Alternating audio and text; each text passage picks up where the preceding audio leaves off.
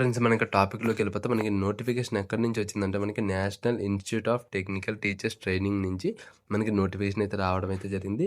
ఇది మనకి ministry of education and government department అనమాట. ఓకేనా. సో ఇక డేట్ అనేది ప్రీవియస్ డేట్స్ ఉన్నాయి కదా! సో మీరు పట్టించుకోకండి. ఇది వచ్చేసి జస్ట్ మన ప్రీవియస్ క్వాలిఫికేషన్ యొక్క ఇన్‌స్ట్రక్షన్ అనేది తీయడం అయితే జరిగింది. ఓకేనా.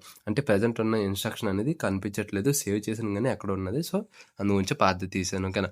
అయితే మనకి పోస్ట్ డీటెయిల్స్ గురించి మాట్లాడుకునే ముందు మన యొక్క జాబ్ డిస్క్రిప్షన్ గురించి మాట్లాడుకుంటే ఎవరైతే సెలెక్ట్ అయితే అవుతారో వాళ్ళకి మనకి హైదరాబాద్ అండ్ విజయవాడలోని పోస్టింగ్ అయితే ఉంటుంది. అండ్ ఇంకోటి బెంగళూరు కూడా ఉన్నది, కలస్మయ్య కూడా ఉన్నది. ఒకవేళ ఈ రెండిట్లో ఈ 4 సిటీస్‌లో మీకు ఎక్కడైనా కావాలంటే వాళ్ళు ట్రాన్స్‌ఫర్ అనేది చేస్తామనేసి చెప్పడం అయితే జరిగింది. అయితే దీనికి మనకి ఫీ పేమెంట్ గనక చూసుకుంటే ఫీ పేమెంట్ అనేది ఎక్కువ లేదు. ఓకేనా. సో రూ. 500 అనేది మనకి ఫీ పేమెంట్ అనేది ఉంటది. ఓన్లీ మనకి జనరల్, ఈడబ్ల్యూఎస్, ఓబీసీ వాళ్ళకి. మిగతా కేటగిరీ ప్రతి ఒక్కరికి మనకేంటంటే ఫీ అనేది పే చేయాల్సిన అవసరం లేదనేసి వీళ్ళు చెప్పడం కూడా జరిగింది. ఇంక మన పోస్ట్ డీటెయిల్ గురించి మాట్లాడుకుంటే మనకి పోస్ట్ చూసుకుంటే మనకి ఎంటీఎస్ మనకి తీసుకుంటున్నారనమాట. ఇక్కడ నెంబర్ ఆఫ్ పోస్ట్ చూసుకుంటే 11 అయితే ఉన్నాయి. ఈ పర్ ఈచ్ కేటగిరీకి అయితే ఖచ్చితంగా పోస్టులు అయితే ఉన్నాయి. 105 ఓబీసీ 2 ఈడబ్ల్యూఎస్ అలాగే మన ఎస్సీ పీడబ్ల్యూడీ కూడా మనకి పోస్టులు అయితే ఉన్నాయన్నమాట. మనకి శాలరీ చూసుకుంటే మనకి నియర్లీ పర్ మంత్ మనకి ఇక్కడ చూసుకుంటే 18,000 నుంచి 56,000 వరకు శాలరీ అయితే వస్తుంది. మనకి క్వాలిఫికేషన్ చూసుకుంటే ఓన్లీ మనకి 10th అనేది అడిగారు, అంతకుమించి ఎక్కువైతే అడగలేదు. అండ్ ఇంకోటి మనకి డిజైరబుల్ ఎక్స్పీరియన్స్ అయితే అడిగారు అనమాట.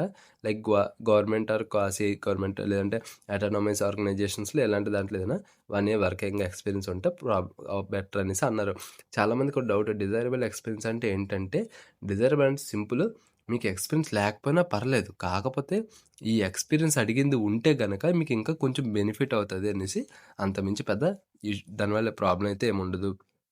అలాగే మనకి ఏజ్ గురించి మాట్లాడుకుంటే 35 years వరకు మనకి ఏజ్ అనేది ఇవ్వడం అయితే జరిగింది. ఈలోపు ప్రతి ఒక్కరు అయితే అప్లై చేసుకోవచ్చు. దీనికి ఇంకోటి ఏజ్ రిలాక్సేషన్ అయితే లేదనమాట.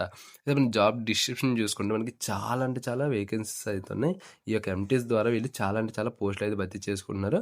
మనకి క్లీనింగ్ ఉన్నది, అలాగే మనకి కంప్యూటర్ ఆపరేటర్ ఉన్నది, మనకి అసిస్టెంట్ ఉన్నది, AC helper, mechanic, carpenter, cleaning, sweeping ఇలా చాలా అయితే ఉన్నాయి.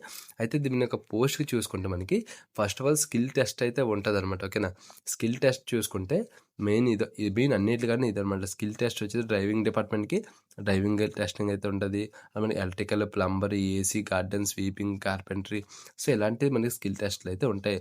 అండ్ ఇంకోటి ఇది మెన్షన్ చేసింది ఏంటంటే పర్ ఈచ్ కేటగిరీకి ఖచ్చితంగా మీరు పర్ ఈచ్ పర్సన్ ఖచ్చితంగా 3 కేటగిరీస్ అని మీరు ఖచ్చితంగా సెలెక్ట్ చేయాలనేసి చెప్పడం అయితే జరిగింది. అయితే ఈ పోస్ట్ యొక్క ఎగ్జామ్ సిలబస్ కనుక చూసుకుంటే మనకి 100 క్వశ్చన్స్ అయితే ఉంటాయన్నమాట. ఓకేనా. 100 మార్క్స్ అయితే ఉంటుంది. బట్ ఎగ్జామ్ అనేది చాలా సింపుల్గానే ఉంటుంది. ఎందుకంటే ఇది క్వశ్చన్స్ కూడా అంత ఈజీగానే ఉంటాయి, పెద్ద టఫ్ అయితే ఉండదు. అది మన సబ్జెక్ట్స్ కానీ చూసుకుంటే numerical, mathematical abilities, reasoning, general awareness, English and comprehensive. ఓకేనా. పర్ ఈచ్ క్వశ్చన్స్ వచ్చేసి చూసుకుంటే పర్ ఈచ్ కేటగిరీ చూసుకుంటే 25 క్వశ్చన్స్ ఉంటాయి, 25 మార్క్స్ అయితే ఉంటాయి. అలా మనకి 90 minutes అయితే ఉంటుంది. మనకి సిలబస్ కూడా వీళ్ళు ఇక్కడ క్లియర్గా ఏం సిలబస్ ఉంటుందో క్లియర్గా మెన్షన్ కూడా చేశారు.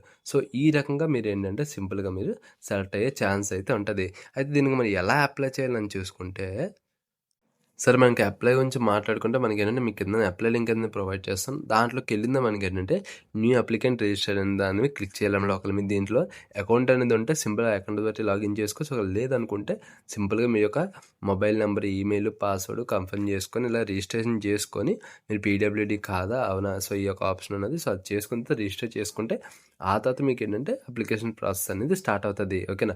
సో ఈ రకంగా మనం ఏంటంటే సింపుల్గా మన యొక్క ఏపీలోని విజయవాడ, అలాగే మనకి తెలంగాణలో చూసుకుంటే హైదరాబాద్లోని సింపుల్ మీకు జాబ్ నోటిఫికేషన్ అయితే ఉంటుంది. సో ప్రతి ఒక్కరు అప్లై చేసుకోవడానికి ట్రై చేయండి. సో మరిన్ని లేటెస్ట్ జాబ్ అప్డేట్స్ కోసం ఛానల్కి సబ్స్క్రైబ్ చేసుకుని బెల్ ఐకాన్ అయితే ఆల్ యాక్టివ్ చేసుకోండి.